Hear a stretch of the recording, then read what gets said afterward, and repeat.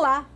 Atualmente, os mais de 700 mil presos que se encontram cumprindo penas no país em regime de encarceramento mais ou menos rígido fazem do Brasil o país com a terceira maior população prisional em termos absolutos. Os dados são do Conselho Nacional de Justiça, que apontam também condições precárias e subhumanas.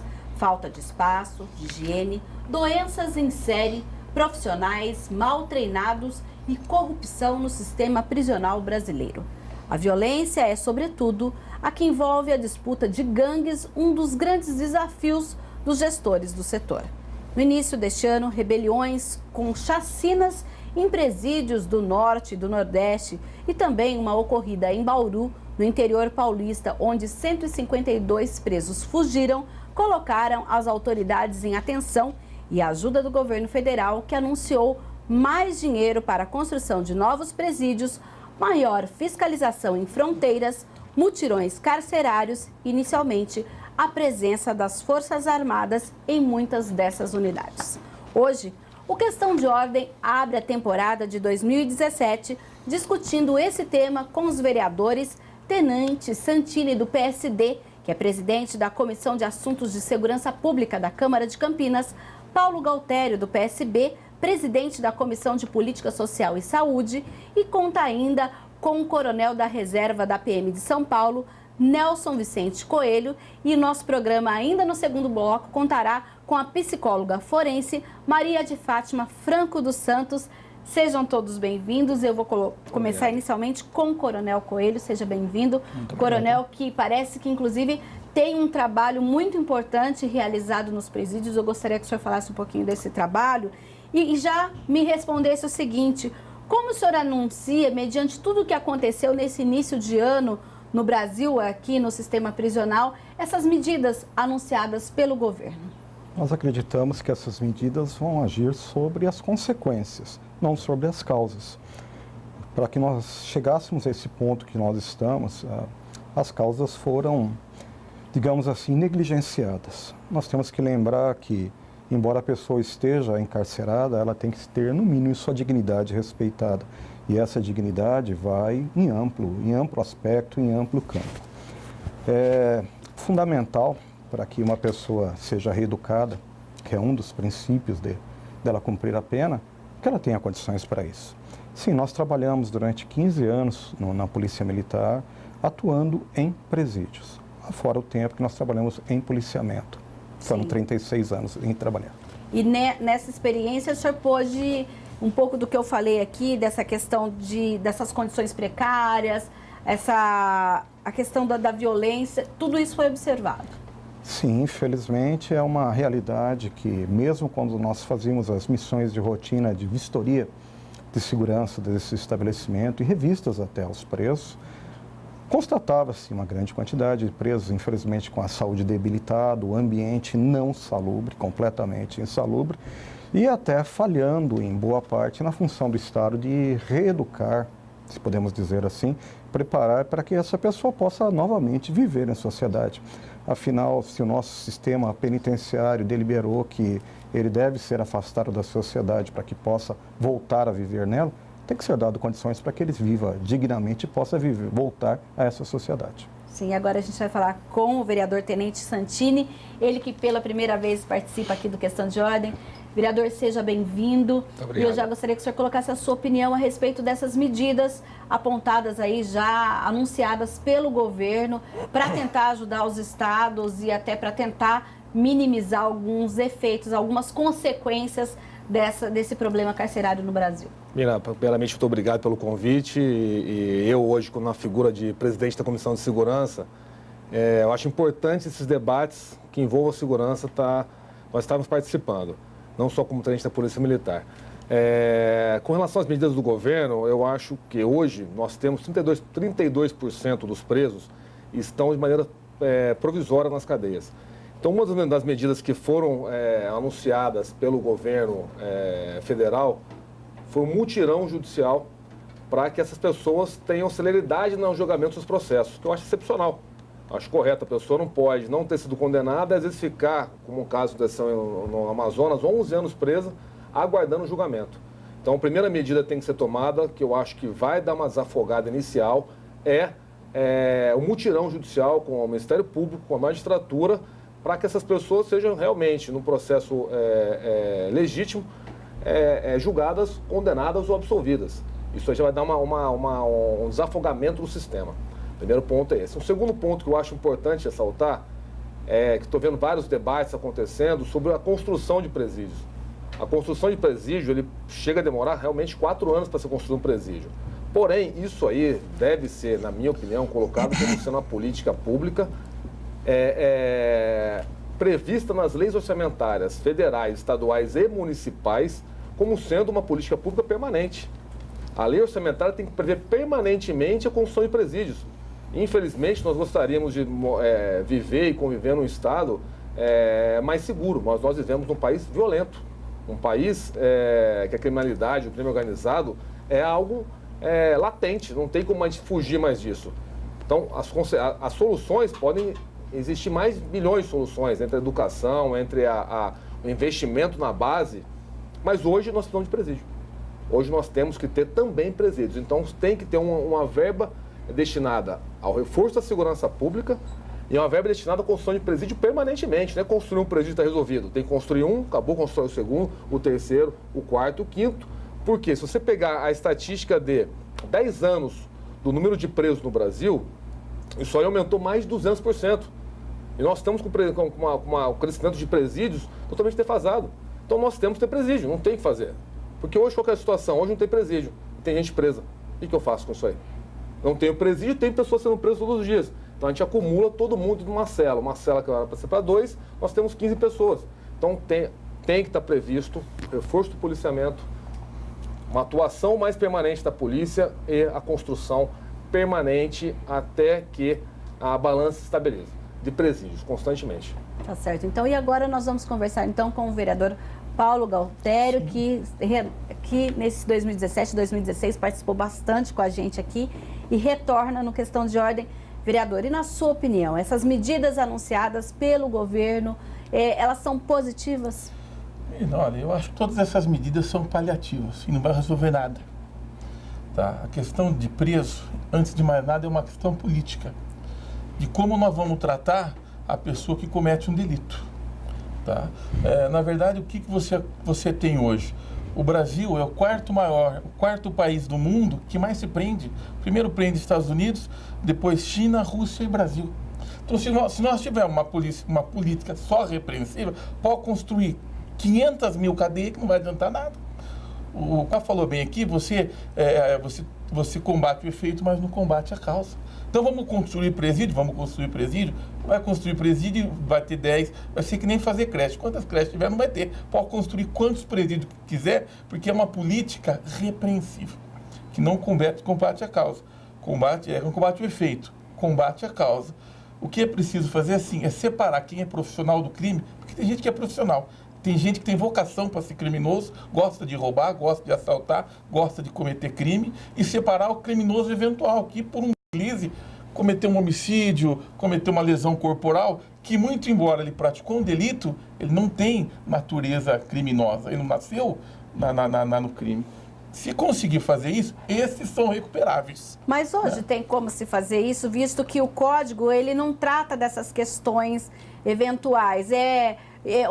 Tentativa, lesão corporal, tudo é a mesma coisa. O que seria? O que regulamenta o preso é a lei de execuções penais. Sim. A partir do momento que o cidadão cometeu um crime, tá? Ele é condenado, a partir dali é o juiz de execuções que fica responsável. Aí o que se aplica é a lei de execuções. E a lei de execuções, o coronel sabe isso, é muito bonita na prática.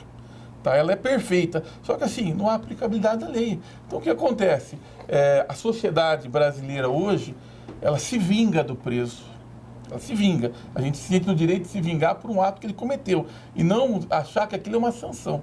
Um ato de vingança é uma coisa. Um ato de sanção presume que a pessoa, depois que recebeu a sanção, ela se recupere. E a gente faz o contrário, a gente se vinga do preso. A gente encarcera ele, a gente deixa ele preso, tira a liberdade dele e quando ele volta ele não tem mais opção nenhuma.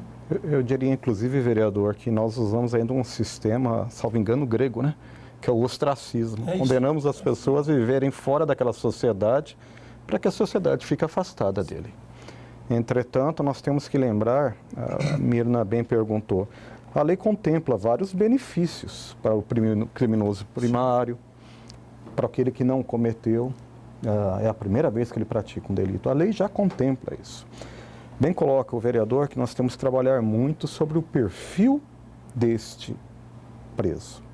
Por quê? Infelizmente, pessoas se acostumam, se a gente pode dizer assim, a viver naquela realidade do presídio. E ela não mede a consequência para saber que um ato que ela faz, que vá contra a sociedade, afinal, a lei existe para proteger a sociedade, faz com que ela seja afastada periodicamente desta sociedade de uma forma de tentar reeducá-lo. Muitos nunca serão reeducados. Desculpe a concepção, talvez, a forma de entendimento, a realidade para ele, aquilo é uma vida normal. De nós acharia uma vida normal viver anos e anos confinado num pequeno espaço. Confesso que para mim seria a morte, realmente seria a morte. Mas para algumas pessoas ela pesa da seguinte forma: eu cumpro a minha pena, eu não estou preocupado em voltar para a sociedade, para viver em sociedade dentro do padrão que ela exige, quer, mas sim dentro do meu padrão. Então é por isso que a gente fala que é trabalhar sobre as consequências e não sobre as causas. Temos que trabalhar muito sobre as causas. Sim. E essa segregação, se a gente poderia colocar essa divisão, infelizmente ela já é contemplada. Se nós pegarmos e verificarmos, nós temos presídios para aqueles presos que deveriam estar antes da sua condenação. São os CDP, são os presídios de prisão provisória, em que teoricamente a gente não colocaria o cidadão que, vamos colocar assim, que está iniciando do crime, junto com aquele que já tem esse perfil violento, profissional, vamos colocar dessa forma. Sim. Mas, infelizmente, como bem colocou o vereador Santini, pela demanda que nós temos, não consegue se fazer a segregação. Nós temos pessoas, vamos falar do estado de São Paulo, o Brasil é muito maior ainda. Nós temos pessoas que elas são recolhidas de um flagrante que vão conviver com um cidadão que está sentenciado a 100 anos. Qual o perfil de cada um? Eu vou colocar um cidadão que cometeu, como colocou o vereador, e é uma coisa que a gente coloca, um delito que ele eventualmente veio a cometer. Não vou entrar nas causas, por uma dispensação dele, qualquer coisa, veio a praticar um homicídio, junto com aquele cara que é um serial, que ele mata por prazer, ele convive com isso. O que eu vou provocar nessa pessoa? Vou reeducá-la? Vou fazer com que ela volte à sociedade? Eu acredito que não. E ainda vou confiná-lo, ainda vou confiná-lo um bom tempo a só ter aquela realidade para que ele tenha como modelo. Sim. Talvez a nossa entrevistada depois, que é psicóloga, possa até colocar bem isso. Será que eu vou remoldá-lo ou deformá-lo? Essa é uma dúvida que a gente tem que pensar muito. Então, Mirna, só aproveitando, tem gente pedindo a palavra aqui, a política pública hoje, né, a gente tem que entender assim, o sujeito, né, assim, a vida tem valores. Sim. O primeiro valor é a vida. O segundo valor é a liberdade. Daí para frente o patrimônio. Então, quando o camarada, a vida não vale nada para ele e a liberdade vale menos ainda, tenente, tanto faz ficar na cadeia quanto ficar na rua. Sim. Tá? Então, nós temos que identificar para quem a vida vale, para quem vale a liberdade, né, e para quem vale o patrimônio. Sim, agora quando a gente fala do sistema, até por esses exemplos que nós demos aí dessas rebeliões que aconteceram no Norte, no Nordeste, foi visível e as autoridades tiveram que admitir que nos presídios há briga entre facções criminosas, né? E como vocês acreditam que a gente acabou tendo uma outra organização dentro desses presídios, fora a organização do governo, fora a organização das administrações penitenciárias? Quem quer responder primeiro? Mina, só queria fazer um comentário só em relação aos presídios, só voltando, mas a ser breve. Hoje, a situação nossa da segurança pública no geral é tão caótica que nós temos que proteger o cidadão de bem. Sim. Não estou dizendo que todos os bandidos sejam do mal, mas nós temos que proteger o cidadão de bem. Ele está na rua hoje, as regras são claras, as leis são claras. As pessoas sabem que o sistema penitenciário é falido, sabem que a cadeia é aquela situação lá. Para ter uma mudança de cultura no Brasil, se a gente começarmos hoje a investir em educação, em investir na população mais carente, vão ser 25 anos de mudança. Enquanto isso, o que a gente faz? Enquanto isso eu loto os presídios, o que eu faço? Eu ponho lá em casa os bandidos? Ponho na sua casa? Eu pego as escolas e ponho presos nas escolas? Então, eu concordo com a opinião do vereador, do coronel, só que hoje, agora, esse ano, para os próximos 3, 4 anos, qual que é a solução para a superlotação do sistema penitenciário? É construção de presídios e, concordando com o que o Paulo Otero falou, o vereador, nós temos que dividir realmente. Nós temos hoje 4 presídios federais no Brasil, que são presídios de segurança máxima. Nós temos 10, 20. E deslocarmos todas as lideranças do crime organizado, dos criminosos que são profissionais do crime, que não estão mais, que são, na minha visão, praticamente irrecuperáveis, porque é convicção, é ideologia. Eles vivem, é a profissão deles, eles são a religião deles. Esses criminosos têm que estar realmente afastados do criminoso, que é o do dia a dia, que comete um crime às vezes até para alimentar a família. Não acredito nisso, mas acontece às vezes. Então, aí sim, nós temos um presídio, alguns presídios destinados ao crime organizado, à liderança da facção. Tenente, Mirna, deixa eu falar uma coisa aqui. Se você me permitir, tenente, coronel, entende melhor disso, mas o que é a facção? A facção é uma instituição sem CNPJ, que tem estrutura, tem comando, tem as pessoas que cumprem as ordens da facção, mas não está institucionalizada, não está escrita. É uma empresa. Mas existe. É uma empresa no capitalismo que precisa de receita, tem uma estrutura de gente que existe, tá? Tem um comando que é seguido, e esse comando chega até o preso onde ele está. E só para o tenente vai complementar aqui o coronel, da onde nasceu a facção, vamos dizer, o comando vermelho lá atrás, dos intelectuais que foram ficar com os presos comuns, lá na Ilha Grande. Sim. Daí nasceu a primeira facção, que é o Comando Vermelho. E o PCC nasceu aqui, depois lá do massacre. Por quê? Porque dentro da cadeia, entre os presos, não tinha organização. Mas o grande perigo hoje... Mas porque o sistema, a administração não conseguia organizar esses presos, era isso? O preso entrava na cadeia, você nem sabe melhor que eu aqui, ele estava no meio dos lobos. Ele está no meio dos lobos, ele cai no meio dos lobos. Quem manda aqui, quem faz? Aí a lei do mais forte, você vai fazer isso, na cela mando eu. O PCC acabou com isso. Tá? E pôs ordem, entre aspas, né? Se a gente pode dizer assim. Mas o grande problema hoje, tenente coronel, é o seguinte: a facção hoje vira ideologia. Sim. Além de ter organizado, criou uma ideologia que nós somos os oprimidos, os pobres. Eu que estou aqui, a minha mulher que está lá fora, o meu filho que não tem escola, que não tem creche, eu que não tenho trabalho. Então hoje a facção tem uma ideologia. Ela cria uma ideologia para aquela população que convive ali no presídio. Esse é o grande problema, que está tendo uma ideia de que as pessoas que estão ali são as injustiçadas, entre aspas, com uma certa razão. Está tirando os profissionais do crime, o tenente sabe disso. Eu poderia só, Mira, complementar, se o senhor permitir, vereador. Infelizmente, nós temos muitos membros dessas facções que não são marginais. Eles têm Eles aproveitam a oportunidade e são verdadeiros empresários. Desculpe se eu posso usar esse termo aí. Os empresários não fiquem bravos com a gente, mas são verdadeiros empresários que eles não sujam a mão com a prática do delito. O que interessa para eles é o lucro que é obtido. Mas o lucro do quê? Do tráfico de drogas? De tudo, Mirna. De tudo que envolve? De tudo, não só o tráfico de drogas. Você pega o próprio descaminho que você tem em cigarros que são trazidos de outros países para cá sem impostos. Isso gera um lucro enorme. Veja, nós costumamos falar do marginal, desculpe até o termo, do indivíduo que pertence à facção, daquele que faz exatamente a operação no final.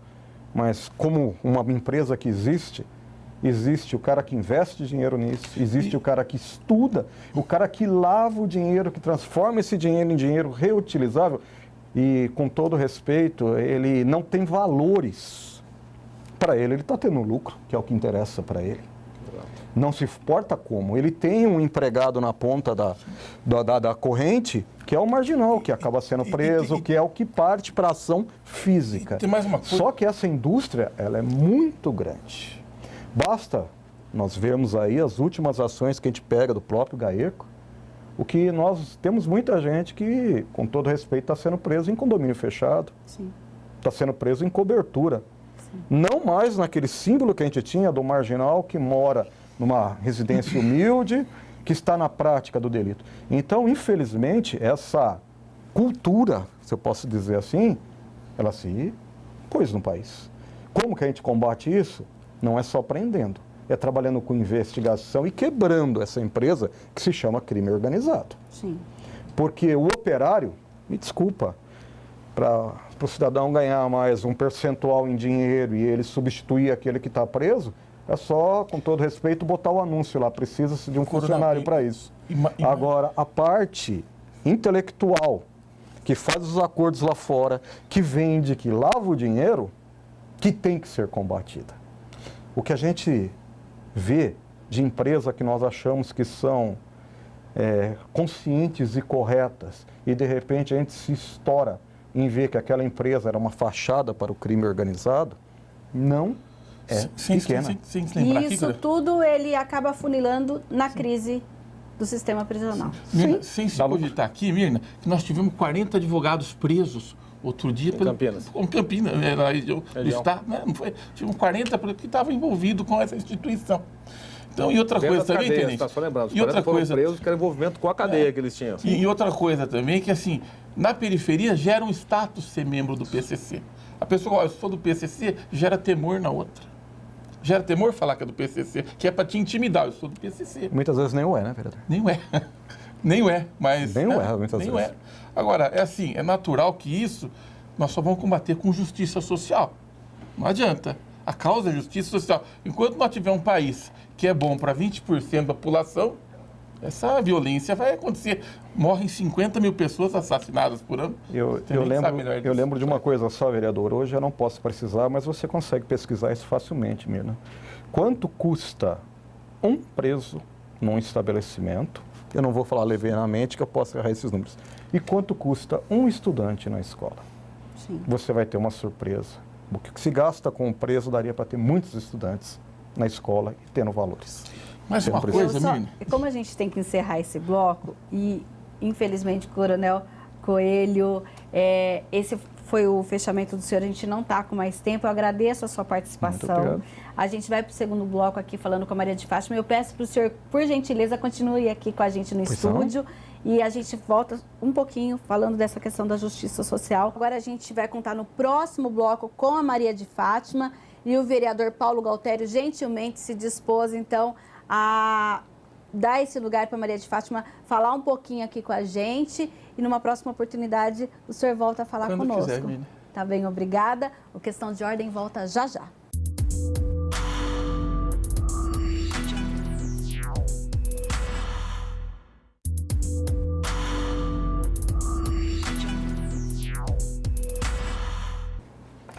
Estamos de volta com o segundo bloco do Questão de Ordem de hoje, que discute a crise carcerária no Brasil.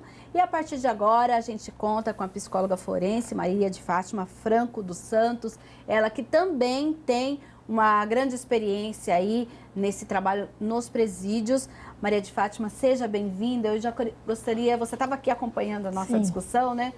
E onde entra essa questão? A gente falou, o vereador Paulo Galtério falou até da questão da justiça social.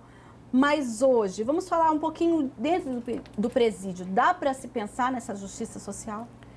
Olha, é complicado, né? Porque o sistema carcerário, ele tem um nascimento que é para nós pensarmos que lá está o pior da raça humana, né? Ou do ser humano. Então, independentemente de qualquer coisa, pouco se faz de fato para os encarcerados de um modo geral. Então, as políticas que deveriam ser, né, direcionadas para essa população, elas são bastante frágeis, elas não são cumpridas e não existe, de fato, uma fiscalização para que isso aconteça. Então, políticas públicas que viessem ao encontro de uma reeducação, de fato, verdadeira, praticamente não temos aqui no Brasil.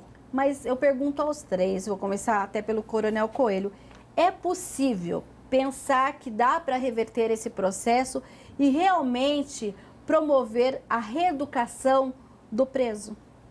Sim, é possível. Só que nós temos que pensar nas causas iniciais que levaram ele a ser preso. Eu acho que vai um pouco além, Mirna. Eu acho que nós temos que pensar nas causas que faz com que um indivíduo venha a ter esse comportamento adverso à sociedade. Uma vez que ele pratica um ato que é considerado um crime submetido a uma pena, nós temos que pensar em que ele tenha condições para que ele possa, se quiser, né, que depende da vontade dele também, conseguir retornar a viver à sociedade. Só que não é, desculpa, não é mágica. Tem que ser trabalhado com muita base científica, com muita base técnica e muita seriedade. Porque, infelizmente, o que a gente vê é que se agrega o benefício pela ausência daquilo que seria necessário. Sim. Ou seja, o preso tem uma contagem de dias trabalhados que diminui a pena e muitas vezes nós temos um presídio que não tem trabalho e assim mesmo ele tem essa benemércia porque os outros têm. Então deveria ter esse trabalho. Eu vejo que vai até além, nós devemos pensar até nas fundações Casa, onde começa a pegar o menor que já está praticando um delito que, por uma questão de faixa etária, ele não venha a ser recolhido num presídio. Sim. Então vai muito além disso, mas trabalhar com o começo da causa, lá embaixo. Não adianta querer, com todo respeito, fazer um belo telhado numa casa que não tem uma estrutura para receber esse telhado, né? Nós temos que começar com a base. Certo, mas hoje eu digo assim, olha, ele foi preso, ele vai chegar, hoje a gente percebe que o presídio acaba sendo um depósito de pessoas. Segregação até. Né?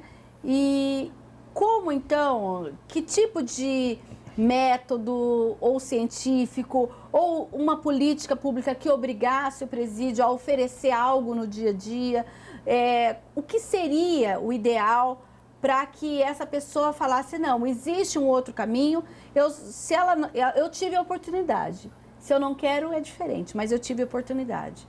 Maria de Fátima. Olha, eu vejo que o primeiro problema a ser enfrentado é o encarceramento de pessoas que não necessariamente deveriam estar encarceradas, né, conforme já até foi mencionado no bloco anterior. Para mim, a questão das penas alternativas é uma boa saída, né, em que a pessoa ela não ficaria impune, porque ela teria que cumprir, né, uma prestação de serviços à comunidade e também ressarcir o dano que ela provocou à vítima. Se isso ocorresse, nós teríamos muito menos pessoas presas. E eu fiz pesquisas durante alguns anos, né, em algumas penitenciárias, e o que eu observava é que pessoas que cometiam crimes com emprego de violência era de cerca de 30% a 35% da população carcerária. Então, se nós confinássemos pessoas de fato violentas, que não poderiam, né, se beneficiar de uma medida, né, ou de uma pena alternativa, nós teríamos uma população carcerária reduzida em 70%. Agora, quando a gente fala, tenente, dessas medidas alternativas, e alguns especialistas defendem, inclusive, a descriminalização, por exemplo, das drogas, dizendo que com isso também a gente seria uma alternativa para a superlotação. O senhor acredita nisso? Na verdade, eu vou dar até o... Estava até conversando com o Coronel Coelho antes da entrevista. Na verdade, meu posicionamento é totalmente ao contrário. A gente tem que triplicar as penas. As pessoas têm que ter o receio de ir para a cadeia. Hoje, quando o vereador Paulo Galtieri falou que nós somos o país que é o quarto país que mais prende, na verdade, nós somos o terceiro país que mais prende. Sim. Que para nós policiais é um orgulho. Nosso trabalho é feito. Apesar de nós não termos investimento em segurança, nós não temos investimento no sistema penitenciário, mesmo assim as forças de segurança fazem o trabalho delas. Nossa ponta da linha, que é nossa, agora falando como policial, é feita. Nós prendemos as pessoas, tanto que nós somos o terceiro país que mais prende. Liberarmos ou absorvemos alguns crimes para que desafogue o sistema prisional é um absurdo jurídico, é uma injustiça social isso aí com as pessoas que foram prejudicadas pelos malfeitores, pelos criminosos, e a solução está aí. Nós temos que investir na segurança pública, reforçar as polícias, na minha opinião, reforçar os presídios e reforçar as penas. A pessoa tem que saber que se ela cometer um crime pequeno, mas que prejudicou a vida de outra pessoa, ela vai ficar 10 anos na cadeia. E quando essa cultura virar maciça no país, a pessoa vai ter presa. Se eu roubar um carro, eu vou ficar 20 anos na cadeia, eu não quero ficar lá. Independente da parte social, independente do sistema penitenciário ser um sistema falido, que hoje realmente é um sistema que não funciona por uma série de motivos, dentre eles que nós, a classe política, não enxerga, não trabalha com o sistema penitenciário como sendo uma pauta defendida. Então tem que ter orçamento próprio, tem que ter investimento. Pra você tem ideia, Mena? Hoje tem presídios, tem um agente penitenciário para cada 400 presos. Não tem controle, não tem gestão sobre aquilo lá, porque não tem investimento público aquilo lá. Então, mas aí ficam duas questões, então, que depois eu gostaria que vocês também respondessem. A questão da descriminalização das drogas e, continuando com o senhor, já falou da questão da gestão. Será, então, tenente, que, vamos supor, que privatizar as cadeias seria uma opção? Eu acho que o que a doutora falou muito bem. Eu acho que temos que ter penas alternativas, só que sérias. Eu não posso pegar hoje 50 presidiários, colocar no ônibus com monitor para controlar aquelas pessoas que eles são presidiários. Mas eles estão numa situação mais branda, mas eles são presidiários. Então tem que ter investimento. As pessoas têm que trabalhar. Dá para ter penas alternativas para melhorar. Na minha opinião, ele está ressarcendo a sociedade. Então, o primeiro ponto que eu concordo com a doutora é termos penas alternativas para as pessoas que ou estão saindo da cadeia já, ou estão num crime de menor potencial, elas possam ajudar a sociedade, retribuir o mal que elas fizeram. Então, esse primeiro ponto eu acho excepcional nesse contexto aí. Sim. Com relação às drogas, o Coronel Coelho acabou de falar, tem que tratar a situação não na consequência, na causa. Por que hoje é crime as drogas? Não é que as pessoas não gostam da pessoa que utiliza maconha, utiliza crack. Aquilo lá gera um mal para a sociedade. Tanto só na saúde pública como um mal no bem-estar das pessoas. A pessoa que utiliza crack, ela está propícia a cometer outro tipo de crime. Então, nós controlamos a utilização de drogas para que aquelas pessoas não alterem o estado psicológico delas, para que elas cometam crimes no trânsito, um assalto mais grave, que acontece no dia a dia. Então, para mim... E a questão da gestão pública versus a privatização. Eu acho que nós temos hoje um exemplo no Paraná, temos exemplos em Minas Gerais, que funcionam. Isso como o Coronel falou. Nós temos a gestão privada, nós temos que fazer que os presídios virem realmente uma empresa. Que aquilo lá vire lucro, que aquilo lá seja uma maneira de profissionalizar os presos, dar um emprego para eles, gerar lucro não só para o empresário, mas também para o governo. Então, eu acho que tem modelos que funcionam. Porque hoje a gente tem custos, a sociedade, o governo tem custos, mas ainda não tem lucro. Não tem retorno nenhum. Mesmo nesses modelos. Se for para empatar, como o Coronel Coelho falou, se for para empatar, se o custo for igual aos dois, não deixa no Estado, porque o controle é nosso. Então, tem que ser uma maneira que o empresário ganhe dinheiro com aquilo lá e que fique mais barato para o Estado. Concordo, dá para funcionar, mas tem que ser presídios menores, presídio com uns 200, 300 presos, controlados e com presos que mereçam estar nessa condição, recebendo um salário como se fosse um funcionário. Coronel. Veja, vamos lá. Quanto ao entorpecente, além do que o vereador Santini falou, nós temos todo um mundo paralelo que roda em torno desse entorpecente. Ele não tem como comprar, ele vai furtar, ele vai roubar. Logo, ele vai praticar um delito. Ele não tem como comprar, ele tem uma crise que ele acaba agredindo pessoas, matando pessoas. Ou, sobre o poder disso, também vem a praticar. Então, minha opinião é que não. Só que eu volto a falar, nós temos que começar lá embaixo, com a educação, para que não venha a usar aqui em cima. E não simplesmente no final da bomba cortar a ponta da mangueira, ou seja, agora não é mais crime usar. Imagine, né, se não for mais crime usar, como que nós vamos andar à noite nas ruas com pessoas que muitas vezes não vão estar com o controle do seu comportamento social como deve ser comportar em sociedade. Então, eu vejo assim, se a sociedade chegou a um ponto que o uso se transformou, hoje, me desculpa, do uso poucos são punidos, é o traficante que é punido. Muito poucos são punidos.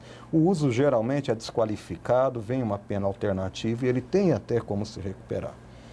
Entretanto, liberar, me desculpa, vai abrir mais mercado e nós vamos ter mais pessoas aqui que vão estar com um comportamento adverso do que a sociedade espera para que a gente possa viver em paz social. Quanto à privatização, eu vejo o seguinte... O Estado muitas vezes se envolve em muitas coisas que depois ele vai ter não vai ter amplitude para conseguir administrar e gerar isso. Privatizar às vezes é uma solução. Só que, salvo engano, eu vi em algumas matérias jornalísticas o preço da privatização em outros estados. Tá? Eu não vou falar em peso de empresa, porque nós temos privatização do serviço que o Estado deveria colocar. E é um preço muito grande. Quase R$5.000. E é um preço muito grande, Mirna, e eu vou numa coisa além. Por favor, se estiver errado, me corrijam os nobres amigos aqui presentes. Quando nós colocamos uma pessoa fora da sociedade para que ela se reeduque, nós queremos proteger a sociedade e proteger essa pessoa. Perfeito? Quando eu coloco uma pessoa fora da sociedade, que ela continua com o celular, articulando a prática de crimes, praticando crimes ali dentro, qual está sendo a reeducação, qual está sendo o reparo que está sendo criado? Simplesmente eu estou dando um status de maior proteção para que ele venha se envolver e comandar o crime lá de dentro? Então, me desculpe, quando ele perde o direito dele, é cerceada a liberdade, que é a segunda coisa mais importante, seria a vida depois da liberdade, o Estado é responsável por ele. E sendo o Estado responsável por ele, ele é responsável, inclusive, pela forma indigna que ele ficou lá dentro, pela morte que ele pode ter numa rebelião por outra facção. O Estado tutelou a liberdade dele, é o Estado. Então, simplesmente segregar, colocar num muro e deixar ali dentro como se fosse uma ilha em que jogamos as pessoas ali e elas sobrevivam como puder, está errado. Está muito errado. Maria de Fátima. Olha, a questão da descriminalização, né? Aqui no Brasil se fala da maconha, né? E eu sou contra também, porque a maconha, mesmo que digam, e muitas pessoas dizem que não, é sim a porta de entrada para outras drogas. Então eu fiz pesquisa também e eles diziam, a primeira droga utilizada foi a maconha e depois acabou, né, se motivando, né, a outras drogas. Então, nós vemos o quanto que as drogas, elas complicam a vida em sociedade, né? Não só no âmbito familiar, mas em todas as esferas. Agora, evidentemente, né, tem drogas que são calmantes, como a maconha, e aí, nas prisões, de uma certa forma, elas sempre foram meio que toleradas, porque elas mantinham a população carcerária calma, né, tranquila. Quando outras drogas começam a chegar nas prisões, como a cocaína, aí as coisas começam a mudar e existe muito mais violência lá dentro. Não que a droga cause a violência, ela não causa violência, ela só libera uma violência que aquela pessoa tinha dentro dela. Então, ela é um facilitador da violência. Tanto que tem pessoas que usam, por exemplo, uma cocaína e não cometem nenhum tipo de crime, não cometem nenhum ato violento. E outras, usando, já vão lá e cometem. Assim como a bebida alcoólica, que é um tóxico. Quantos usam o álcool e cometem atos violentos e tantos outros não. Sim. Então, o tóxico, ele é um desencadeador e não a causa. Sim. Então, esse é um fator importante, né? Que a gente vê que o uso da droga na nossa sociedade faz com que nós vamos viver cada vez mais dentro de uma patologia social, em que é difícil você saber o quanto que você pode confiar ou não em alguém que está por perto de você na rua, por exemplo. Porque se ele usou uma droga que provoca uma irritabilidade, como é o caso do crack, ele pode te agredir, sim, né? Então, a droga é, de fato, né, uma questão bastante perigosa em termos de segurança, não só pública, mas social também, né? Sim. Agora, a questão da privatização, né, eu sou contra a privatização de presídios, porque, né, como inclusive foi dito, né, por ele, o Estado ele tem obrigação de fornecer uma segurança às pessoas. E essa segurança não é só na rua, mas é também com aqueles que cometem crimes. Porque ele está preso, mas ele vai sair. Nós não temos prisão perpétua no Brasil. Então, todo mundo que entra vai sair. E, atualmente, dificilmente alguém fica preso mais do que 2 anos, 3 anos. Não se fica.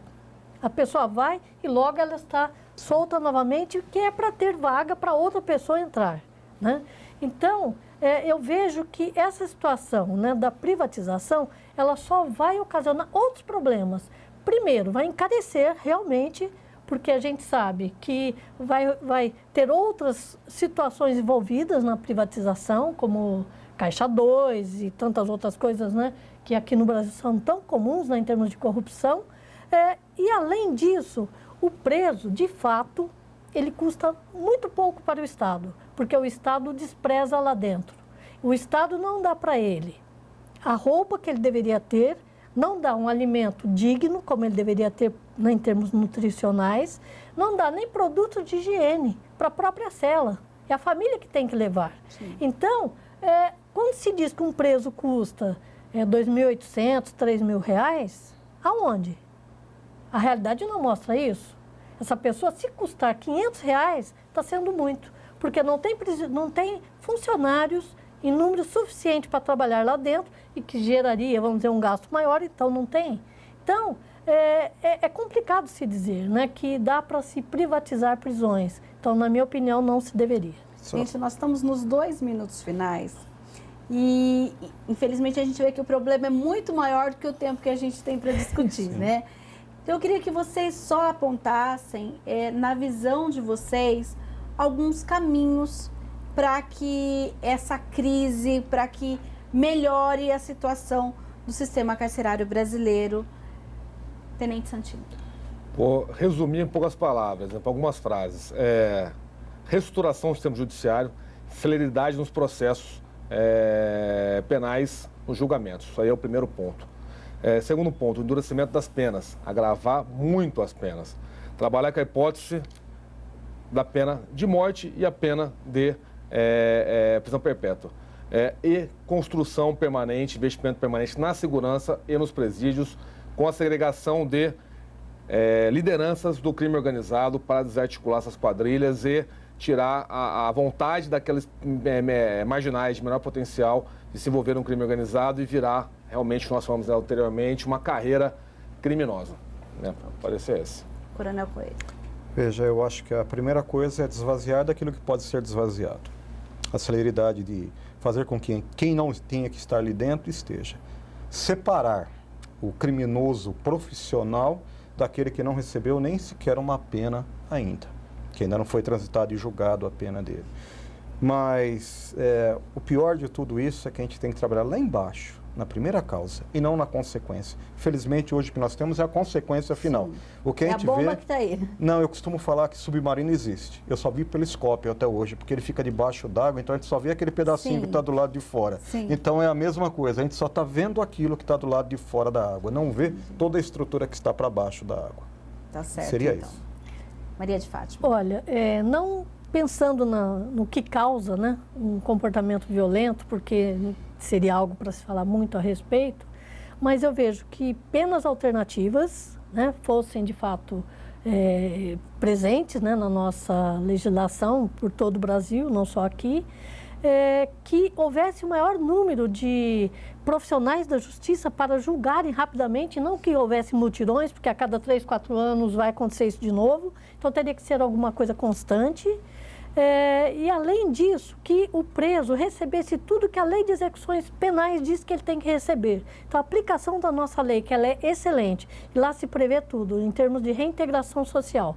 E aí, o trabalho de equipes, né, multiprofissionais, com psicólogo, assistente social, psiquiatra, terapeutas ocupacionais, educadores, tudo aquilo que a lei prevê, que eles estivessem de fato presentes. Que a lei saia do papel. Isso. Em síntese, que se cumpra a lei, que ela é boa. Ela é excelente. Se ela for cumprida, vai melhorar em muito. Agora, não cumprindo a lei que já existe, não adianta querer criar uma lei diferente. Cumpre a que existe. Altera naquilo que ela for imprópria. Só isso. Concorda, vereador? Concordo. E só mais um ponto, eu acho que tem que ter acompanhamento dos presos depois de sair na cadeia, tanto psicológico como social. Nós não temos no Brasil hoje. Você pegar o Reino Unido inteiro, ele tem um trabalho muito grande de acompanhamento de toda a vida prisional. Depende do crime, até pela vida inteira ele é acompanhado. Se for um homicídio, por exemplo, ele nunca mais deixa de ter acompanhamento do Estado periodicamente. Então hoje nós prendemos, o cara sai da cadeia, ele é cidadão, sendo que ele tem um histórico de 2, 3 homicídios. Então, essa pessoa tem que ser acompanhada e monitorada pelo Estado. Tá ótimo. Então, eu agradeço a participação de vocês. Infelizmente, o nosso tempo acabou e espero vocês em uma próxima oportunidade, quando a gente, de novo, discutir esse e tantos outros temas ligados aí à segurança pública e até, às vezes, à violência. O Questão de Ordem fica por aqui. Se você não assistiu o nosso programa por inteiro, pode acessar a página da TV Câmara Campinas no YouTube, no endereço que aparece aí no seu vídeo. Nós temos não só apenas essa discussão, mas tantos outros temas. Nós ficamos por aqui e até um próximo programa.